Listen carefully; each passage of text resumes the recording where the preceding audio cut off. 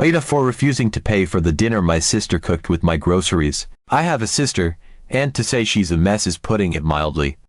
I love her, I really do, but she's always been the kind of person who just can't seem to get her life together. It's like she's stuck in this perpetual cycle of chaos, no job, no steady income, always jumping from one crisis to the next. She's the type who can make a mountain out of a molehill, and somehow, every little bump in the road becomes a full-blown disaster. It's exhausting just watching her go through life, always scrambling to stay afloat. A few months ago, she hit me up out of the blue, saying she needed a place to stay. It wasn't exactly a shock. She's stayed with friends before, couch surfed, and even had a few stints living back with our parents, but it never lasted long. Eventually, she'd wear out her welcome, and she'd be back to square one, trying to find somewhere new to land. So when she asked me, I knew what I was getting into. Still, I have a big enough house, and it's just me here, so I figured, why not? She's my sister. I can help her out. I laid down some pretty clear rules right from the start. I told her she could stay with me, but it wasn't going to be forever. I gave her a timeline, a few months to get her act together, find a job, and save up a little bit of money so she could eventually move out on her own. I wasn't going to be her long-term solution, just a temporary safety net. She agreed, or at least, she nodded and said all the right things. She swore up and down that she was serious this time, that she was going to use this chance to get back on her feet. And, to be fair, I wanted to believe her. To make sure she had a little bit of cash, I decided to pay her $100 a week to help out around the house. Nothing too intense, just basic chores like vacuuming, dusting, cleaning the bathrooms, and doing some laundry. I work long hours, and I'll admit, I'm not the best at keeping the place spotless, so I figured this could be a win-win. She'd have a little bit of spending money, and I'd have a cleaner house. Honestly, it felt like a pretty generous setup. I mean, she was getting a free place to stay and $100 a week on top of that, which I thought was more than fair. For the first few weeks, everything seemed to be going okay. I'd come home and the place would look tidy. The floors were vacuumed, the countertops were wiped down, and it even smelled fresh, like she'd been using those lavender-scented cleaning sprays I like. I thought, alright, maybe this is actually working. Maybe she's really turning over a new leaf. She was getting her $100 every week, and I didn't mind handing it over because, at the end of the day, it felt like a small price to pay for some peace of mind.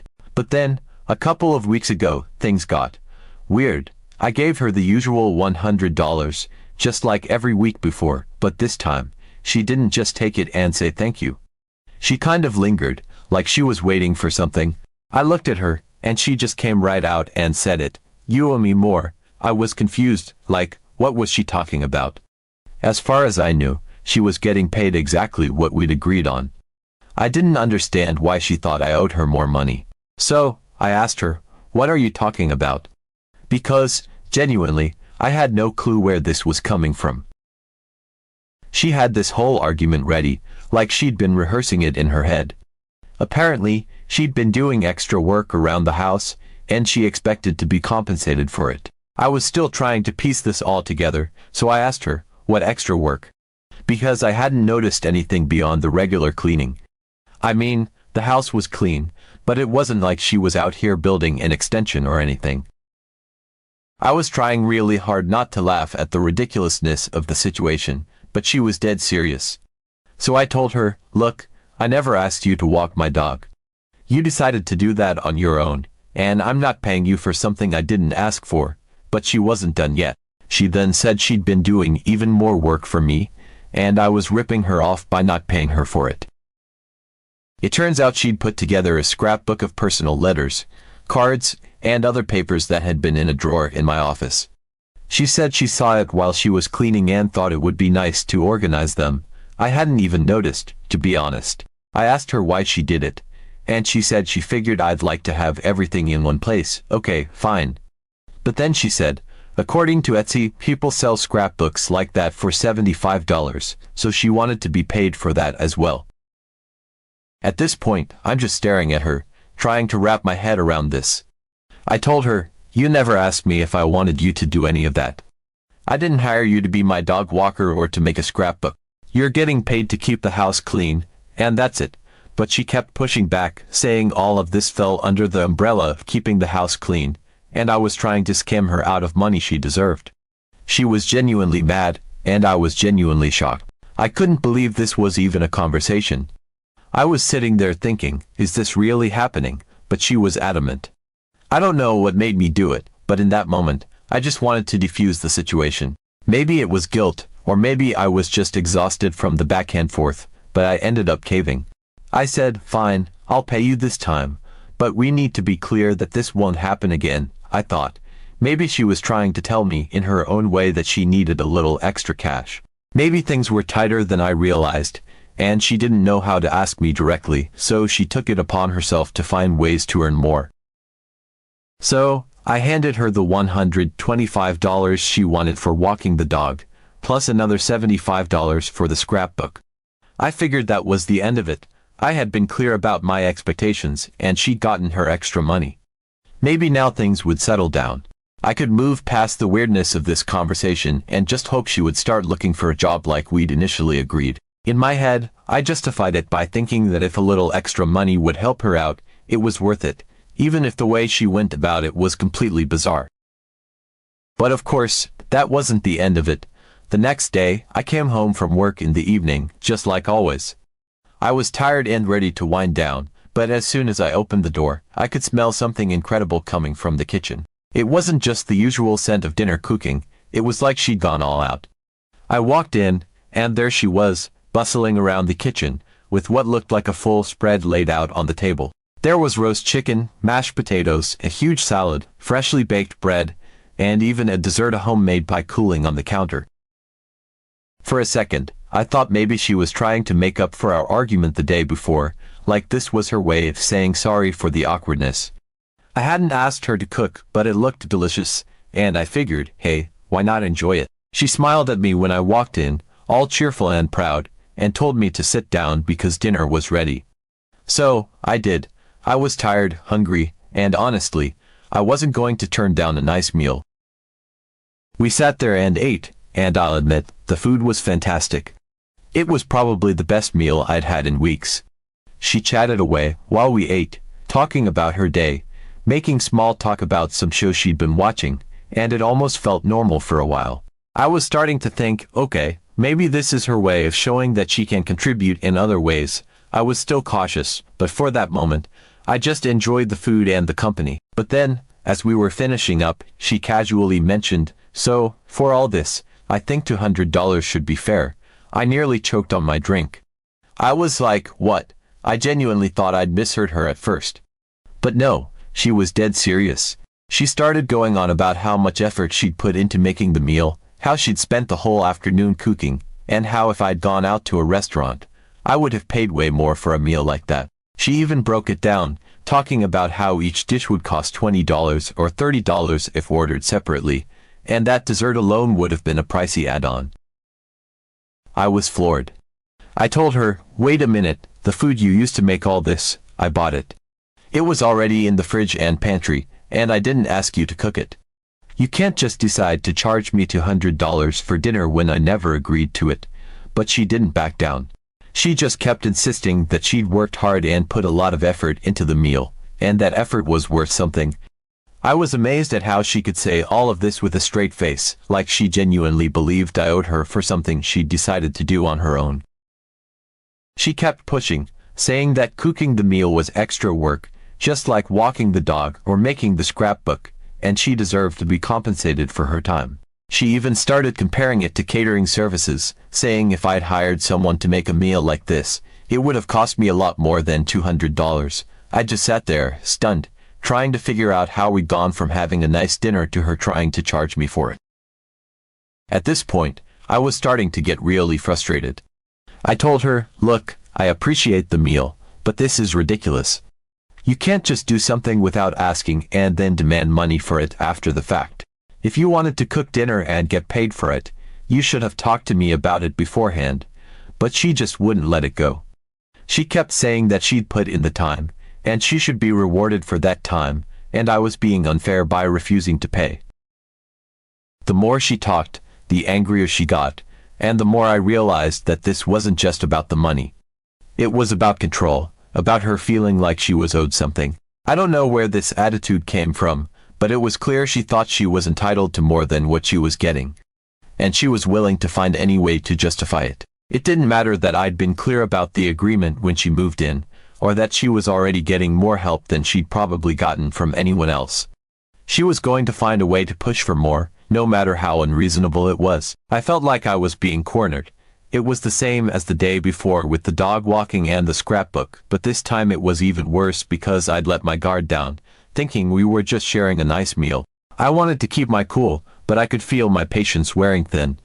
I told her, as calmly as I could, "I'm not paying you $200 for dinner, especially not when you use my groceries to make it. This has to stop." But she didn't stop. She kept pushing, trying to guilt me into paying, and I could see that familiar stubbornness in her eyes, like she wasn't going to back down until she got what she wanted. I don't know why I was even surprised at this point.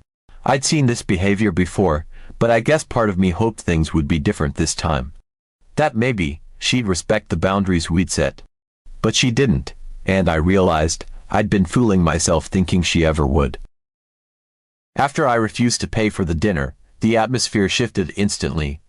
It was like someone had flipped a switch, and all the warmth and friendliness from earlier vanished.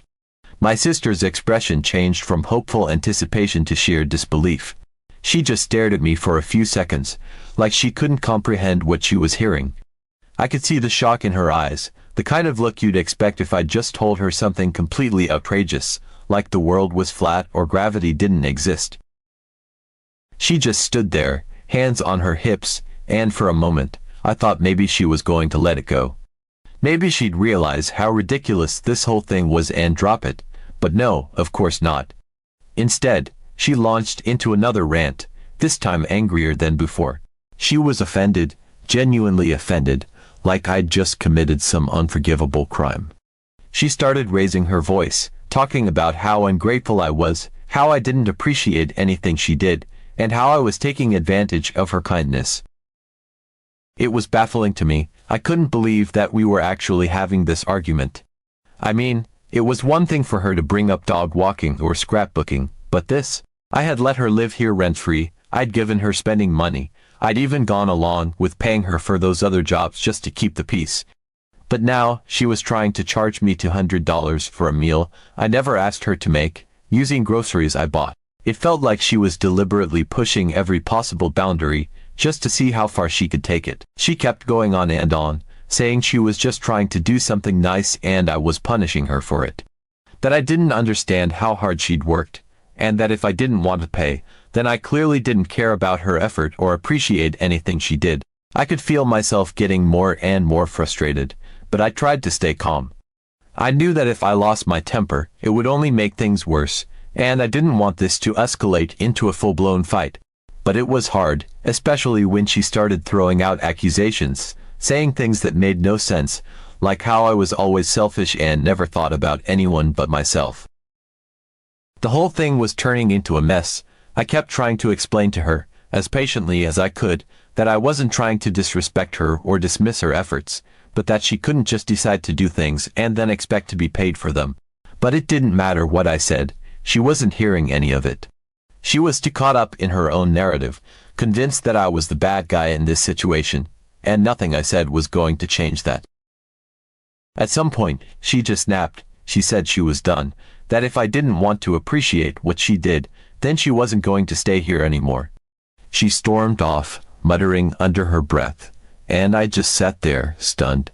I didn't even know what to say. Part of me thought she was bluffing, that she'd cool down after a while and we'd be able to talk it out later. But then I heard her in her room, slamming drawers and shuffling around, and I realized she was serious. I didn't go after her. I just sat there, feeling this weird mix of anger, frustration, and disbelief. It was like everything had spiraled out of control so quickly, and I was left wondering how we'd even gotten to this point.